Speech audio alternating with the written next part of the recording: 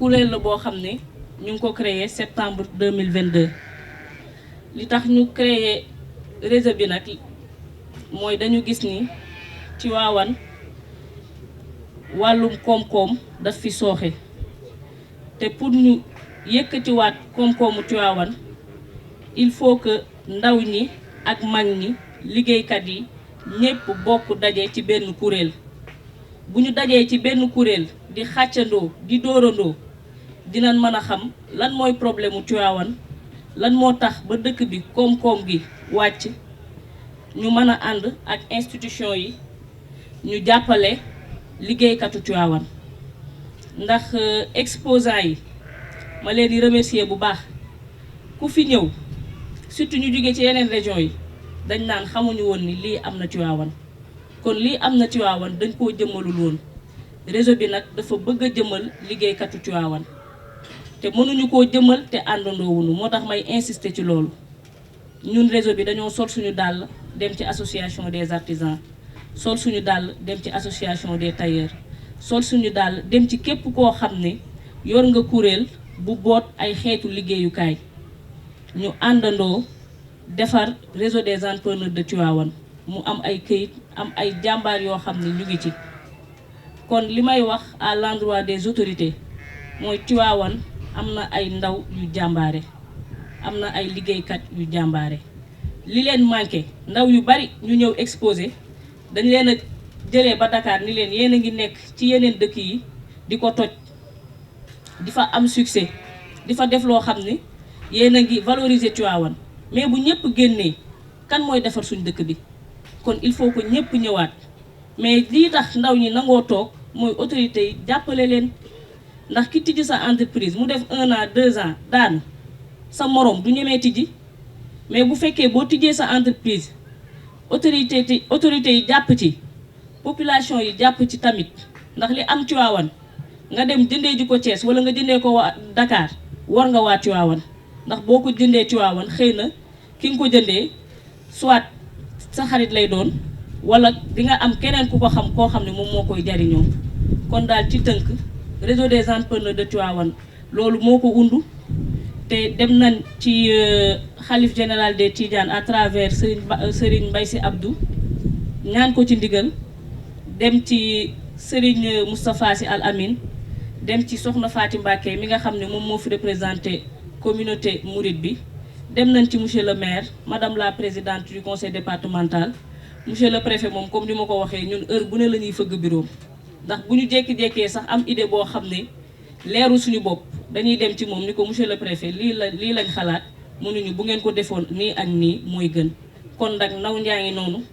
dajaloo nañ ci kuréel boo xam ne am na këyit am na récépissé am na compte bancaire am nañ ay activités yu formelles ñu ngi woo autorités yi ñu ñëw jàppale leen dooleel leen ngir ñu suqali suñu dëkk bi jërë ngeen jëf. damay ji tey jii mu sax ma góob ko tey jariñu ci man ne gisuma ko fenn imam Khalifa mii su ko gisee na ma ko wax man gisuma ko kon ndaw ñi encore une fois il faut être armé de patience échec bu mu leen tax a découragé au contraire da leen yokk jom da leen yokk fit tey jii parrain yi ma leen di rendre hommage bu ngeen leen laajoon tey Abdoulaye Ndiaye Ngalgou fan la jaar ba agsi fii su la ko waxee di nga xamaat fa ngay teg sa tànk su ngeen ne woon Modou Fall fan la boo la waxee fa mu jaar ba agsi fii da nga xamante ne bi mbir mi du ci àggan da ngay xëy rek daal di jëngu ne damay dugg ci gaal dem Espagne réglé wul problème bi. Tivaouane tey ji est-ce que mën ngeen concevoir liñ fi wax yëpp potentialité yëpp tey ji mu nekk un lieu de départ à l'immigration clandestine loolu c'est absurde kon xale yi nañu ñëwaat dellu si waat waaye tamit nañ leen jàppale nañ leen dimbale nañ leen taxaw te loolu sa adresse dafa interpeller kenn ku ne ci ñun parce que entrepreneur yii bu fekkente ne tey jii suñuy wut maçon romb leen fi dem wuti keneen kañ lay dox su dee buñ soxlaa menuiserie yi bàyyi leen fi wuti keneen kañ lay dox bu fekkee leneen luñ soxla wuti ko feneen wala dàll wi ñu defaree feneen moo ñu gënal dàll wi ñu defaree ngaay kañ la ñuy dem kon nañu am ce patriotisme économique loolu lu am solo la. loolu mooy dimbale suñu entreprise yi parce que entreprise aussi ay marché moo koy tax muy dem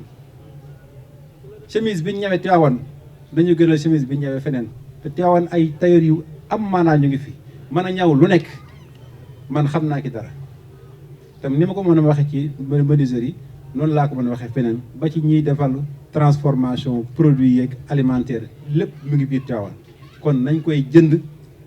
ngir jàpp ci liggéey bi jàppale leen loolu vraiment bëggoon naa ko wax li ma bëgg a wax bari na mais loolu rek laa ci doon tënk xam ne en tout cas jekk nañ pour accompagner leen fi may jeexale nag interpellation la góor gi Massamba man question bi may posé wu mooy tey jii lii nga xamante ne bii Tivaouane mi ngi koy def jeunesse bi di ko def te ma am ci fierté may romb fii li ñu tuddee village artisanal mu mel ne dañ ko abandonné loolu war nañ ci wax parce que man lii nii dama doon gis ñu def ko ci biir village artisanal bi kenn ku nekk am fa cantine am fa stand bu ñu ñëwee nit ñi xam ne lii mooy village bi ëllëg ku soxla diwtiir wala ku soxla farine transport wala ku soxla ñaw wala ku soxla menuiserie wala ku soxla nangam xam ne fee la jëm kon loolu war nañ ci waxtaanal xam naka lañ koy taxawale naka lañ koy dekkale tàmbali war naa ci waxtaan ak monsieur le maire jot naa ci waxtaan sax le président de la chambre des métiers mais loolu liggéey la wax ne aussi il faut ñu réfléchir ci xool naka la ñuy fexe ba jox ko une vie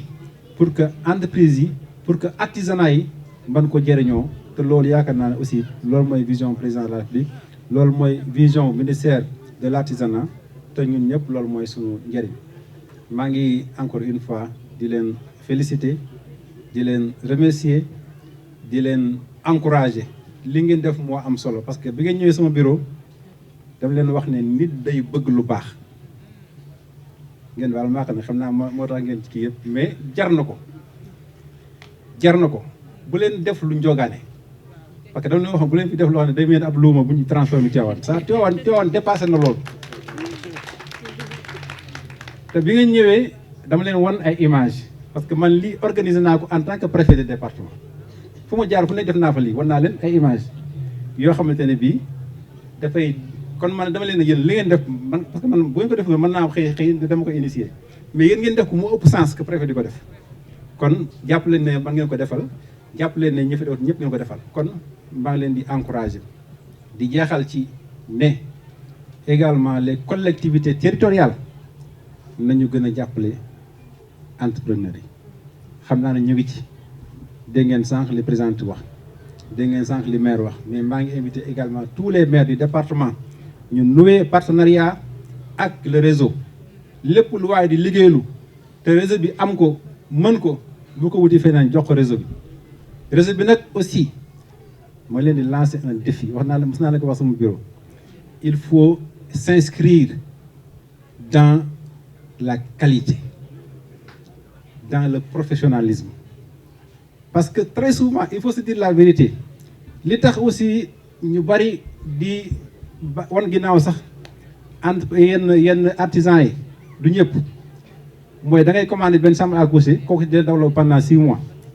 jël sa avance du la fay du la liggéeyal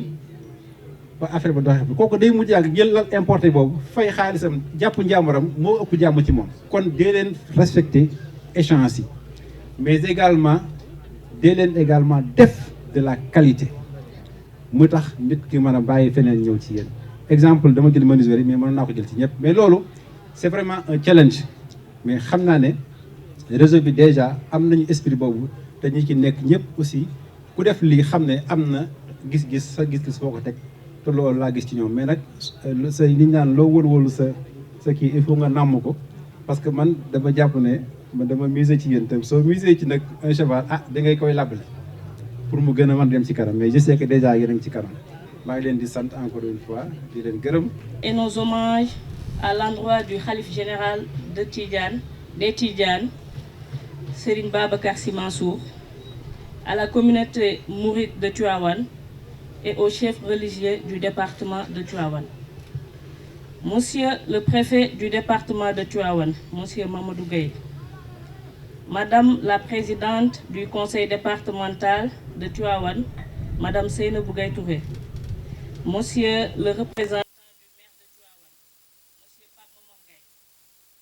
Mesdames, Messieurs les chefs de service déconcentrés de l'État, Monsieur le conseiller technique de la 3FPT, Monsieur Gorgui Massamba Boye, Monsieur le représentant du directeur général de SAPCO, Serigne Mamadou Mboup, Monsieur le représentant du parrain, Monsieur Abdoulaye Ndiaye Ngalgou, Monsieur le président de l'association des artisans, Monsieur Abdoulo, Monsieur le président de l'association des éleveurs, Monsieur Khadim Fall, chères autorités administratives, Monsieur le représentant de l'association des artistes de Tivaouane, Azar, chères autorités coutumières et religieuses, à travers Imam Khalifa Mbaye,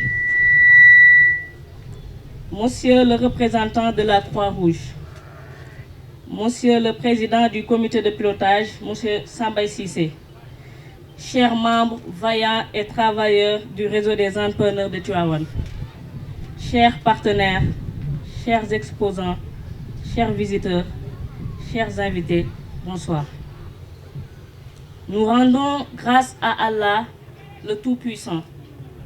qu'il nous gratifie de sa miséricorde. Amen. Mesdames, Messieurs, le réseau des entrepreneurs de Tivaouane a été créé en 2022 sous la supervision de la commission jeunesse, formation et employabilité de la mairie de Tivaouane, à sa tête, M. Gorgui Massamba Boye. L'objectif principal du réseau est de mobiliser, former, sensibiliser et encadrer les entrepreneurs du département de Tivaouane. C'est dans cette optique que le réseau des entrepreneurs a initié le concept Tivaouane Expo 2025 pour mieux vulgariser les produits et services made in Tivaouane. Cette première édition, qui a pour thème central l'artisanat moteur de croissance économique, a accueilli 65 exposants répartis en 15 corps de métier et des partenaires stratégiques tels que la Direction générale des impôts et domaines, la Banque islamique, la Banque microfinance ACEP, le cabinet NCB Consulting, la 3FPT et la DPME. La foire a duré 96 heures d'exposition, d'échanges, de B2B et de panels autour de l'artisanat. Le secteur de l'artisanat regroupe plus de 600 000 personnes, réparties en 150 corps de métier, contribuant ainsi à hauteur de 10% du PIB sénégalais. En dehors de cet impact économique, l'artisanat sénégalais représente une réelle richesse culturelle pour le pays qui tend de plus en plus vers sa promotion.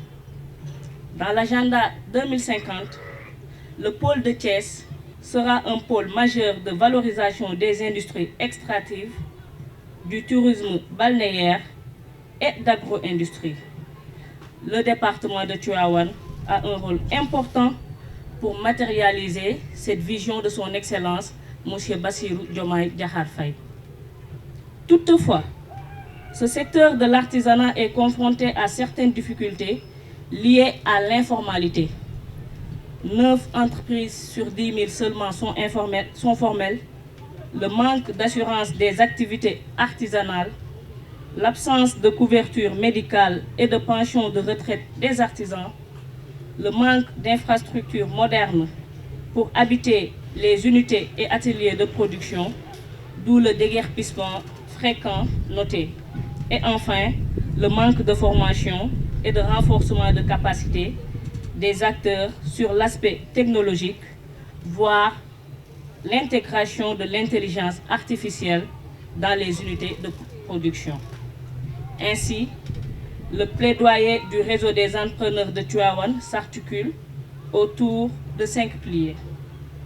Construire, faciliter l'accès à la formation, la formalisation et l'agrémentation des artisans du département de Tivaouane. construire des unités modernes de formation et d'accompagnement des artisans, aménager des centres de production artisanale, mettre en place des coopératives pour les artisans,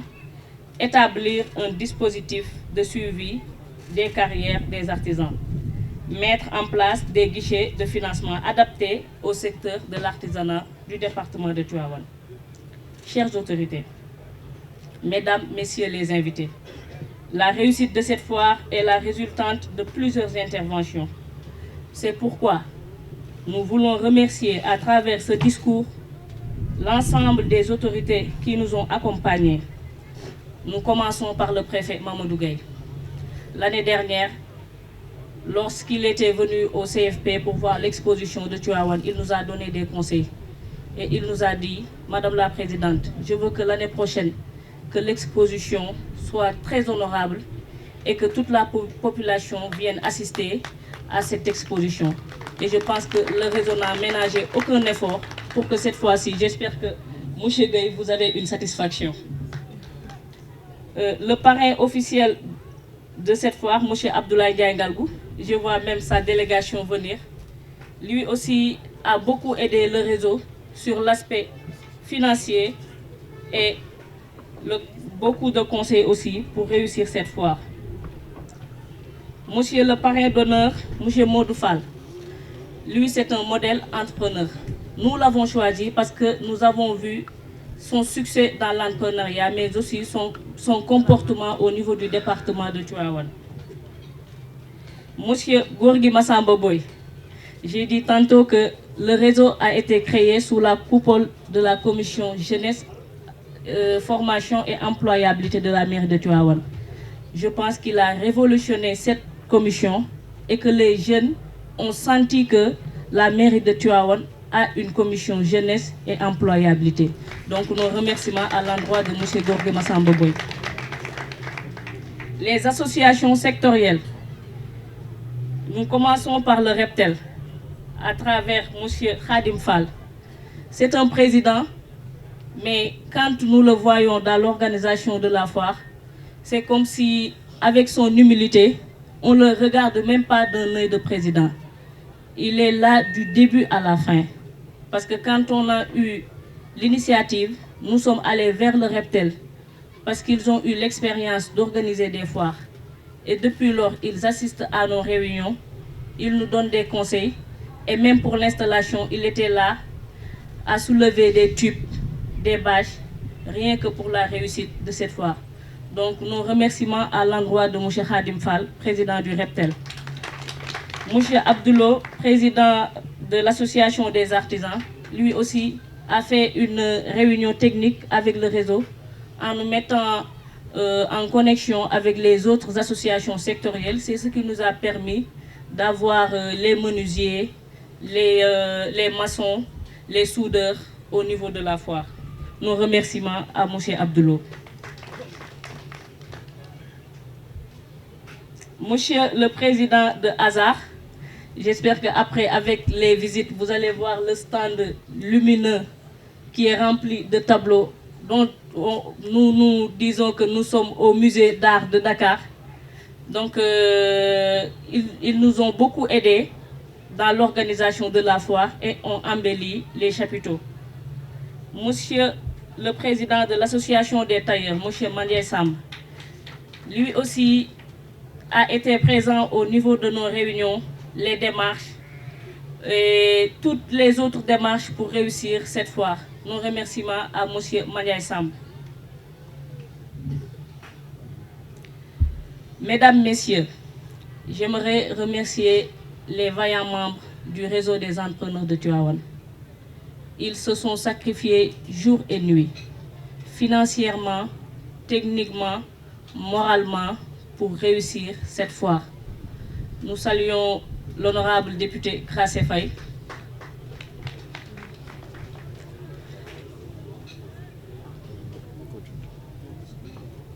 les membres du réseau des entrepreneurs de Tivaouane n'ont ménagé aucun effort pour la réussite de cette foire. Apparemment, ils n'ont même plus eu de vie. Chaque jour, chaque soir, chaque nuit,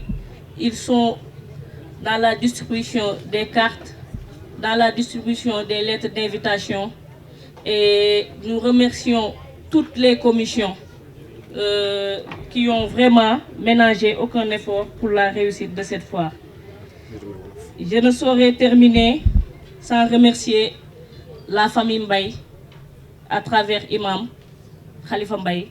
qui m'a vraiment donné un modèle de réussite et de succès. Moi, je n'ai qu'un modèle dans la vie, et c'est Monsieur Khalifa Mbaye. J'ai dit que s'il